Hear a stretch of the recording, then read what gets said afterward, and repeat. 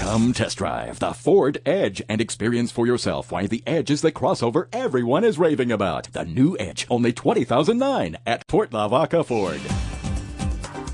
Chef Amy, what do we got going on today? We're working on it today, actually. This is my favorite kind of meal, too, because you were saying this is one of those meals that seems like it takes a long time to prepare, but it's really pretty quick and simple. Well, it's actually quick enough that I made it for a guy friend of mine this past week as a date night, and he loved it, and I made it in his kitchen with the ingredients that were on hand.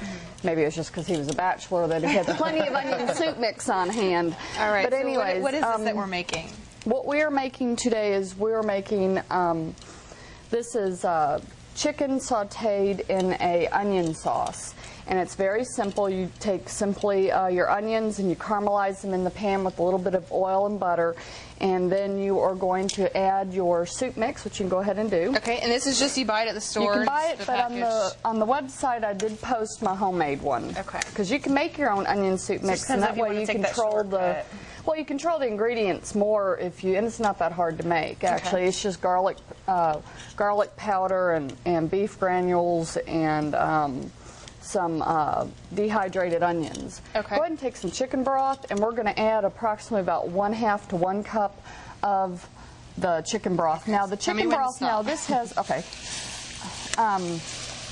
because there's beef granule or beef broth, that's enough, already in the soup mix, and then we're adding that chicken broth. It gives it a deeper flavor. It gives it a better flavor than if you just had either beef or chicken on its own. It gives a combination of flavors. It gives a combination. We're going to turn our heat up a little bit, and then all you're going to do is add your chicken. So do that with the tongs. So it cooks in the sauce. Yes, the chicken's actually just going to cook in, and all you can do is add your chicken. Let me drop it on the floor. I'll just, you didn't see me do that with my fingers, but just add the chicken to it. And are these breasts that you just cut up? These are actually thighs.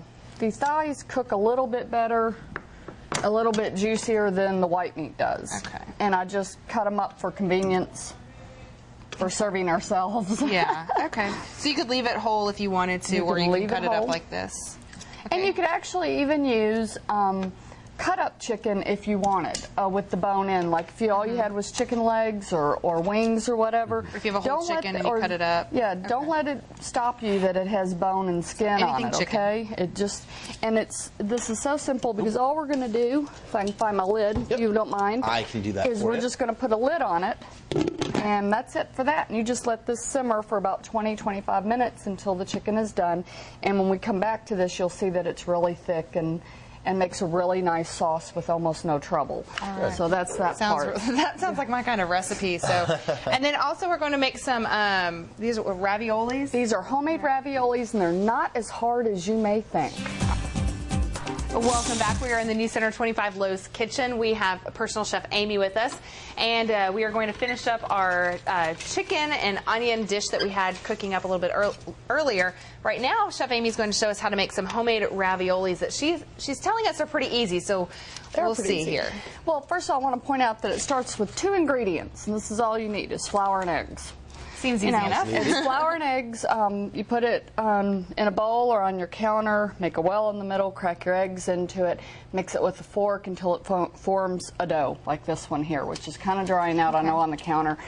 And then you just take a section of the dough off, however big you want, like that one, and then you're going to put it through a pasta machine. Now, you can also do this with, let's see, we've got to adjust our setting here. And you put it through the pasta machine until you reach about a 8 or a 9, and then you just cut your rounds out with a cookie cutter. Can you do it without a pasta machine if you don't have one of those? Yes, actually you can, which is just taking your rolling pin.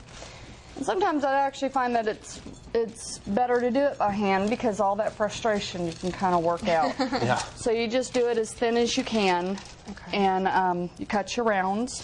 So this is one. This is the potato and cheese mixture. The recipe, of course, is online on that. And we're going to brush it with a little bit of water, and this is so that the ravioli will stick to itself. And then we're going to take just a little bit of our filling. And you can use a variety of fillings with it, right? You can use just about any filling that you want, and you can actually either turn this onto itself to make a moon shape, which is, I think, how I did the recipe online.